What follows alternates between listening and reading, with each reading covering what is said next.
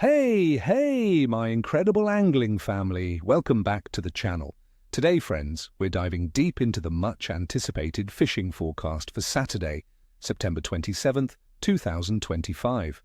I've got to tell you, this day is shaping up to be quite a unique one across the vast waters of the United States. Why? Because we're right in that magical, sometimes mischievous transition zone where summer's last whispers meet autumn's cool embrace. This shift means some species are getting ready for a serious feed, while others might still be a bit finicky. Stick with me because I'm going to break down exactly what you can expect, where to cast your line, and what baits will give you the best shot at a trophy. Get ready to uncover the secrets to a successful outing, because this fall bite is full of surprises. Now let's talk tactics for a few of our favorite species. First up, the mighty largemouth bass. As waters begin their slow cool down, these green monsters are coming out of their summer lethargy. You'll want to target them around shallow points and rocky banks, especially in the mornings and late evenings as they push baitfish to the surface. Look for them hanging around submerged structures like docks, fallen trees and grass beds.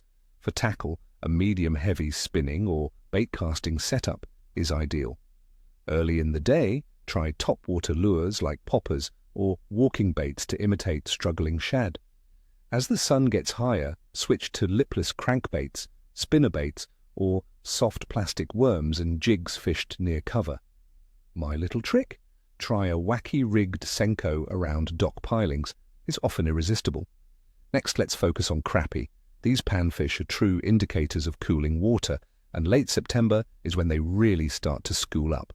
Look for them gathering around brush piles, submerged timber, and deeper channels often suspended anywhere from 12 to 20 feet deep. Small minnows under a slip bobber are always a killer, but don't shy away from tiny jigs or micro-finesse baits in chartreuse or white. Focus your efforts during low-light periods for the best success.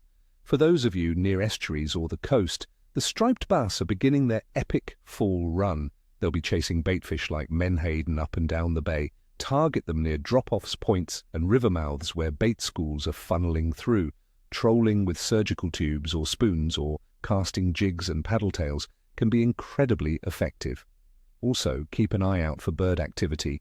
Where there are birds, there are usually striped bass feasting below. Finally, let's consider walleye, especially in the northern states where fall is truly setting in. Walleye are now settling into deeper water, usually around 15 to 25 feet. They're looking to fatten up for winter, so their feeding windows are improving. Minnows, fished on jigs or under slip bobbers, are the clear bait of choice. Concentrate on deeper rocky points and breaks. As the water cools further, those low-light periods will be prime time for a big walleye bite. Now for the conditions that are shaping this weekend. Weather-wise, across the vast United States, we're seeing a diverse picture, typical of late September. While specific localized forecasts are crucial, a general trend of cooling temperatures is evident. In some areas, like parts of Alabama, you might still experience daytime temperatures in the high 70s with light southwest winds. However, other regions, such as the Chesapeake Bay area, are anticipating cooler, cloudier conditions with a chance of rain on Saturday. Atmospheric pressure tends to be more stable during these fall transitions, which can be a good sign, but any sudden drops could make fish less active. Always check your local forecast for precise wind direction, temperature, and precipitation, as these local variations will play a big role in fish behavior. Water temperatures.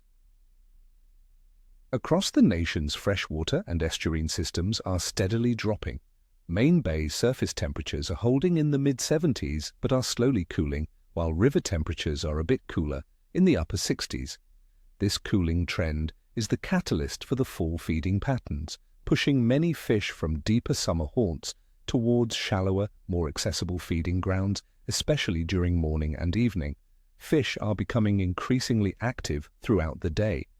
As for the Bart's moon phase, September 27th brings us a waxing crescent moon. It's about 5.5 days old and 26 to 29% illuminated, residing in the sign of Sagittarius. The moon will rise in the morning and set in the evening, visible towards the southwest. While some almanacs might rate this as a poor evening for fishing, many experienced anglers consider the waxing crescent phase, especially as it approaches the first quarter, to be a favorable time for increased fish activity. This is often linked to increasing tidal currents and subtle light changes, so don't let a single rating deter you. Combine it with the other factors. Overall, this biological activity of fish is in a strong transitional phase. Many species, like bass, crappie, and catfish, are moving out of their summer doldrums and into aggressive feeding cycles. Trout fishing is steady in many areas, with good insect hatches. Estuarine species like striped bass and bluefish are actively pursuing baitfish. While some fish might still be a bit pressured, the overall trend is towards increased feeding as they prepare for colder water. My clear assessment for the bite on September 27, 2025 is good to fickle A.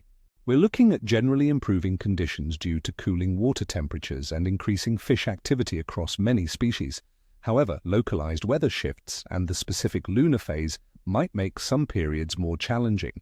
Be adaptable, and you'll find success. So, my friends, get out there, enjoy the beautiful autumn air, and wet a line. I wish you all tight lines and nippy fish. Don't forget to hit that subscribe button, give this video a big thumbs up if you found it helpful, and ring that notification bell so you never miss another forecast.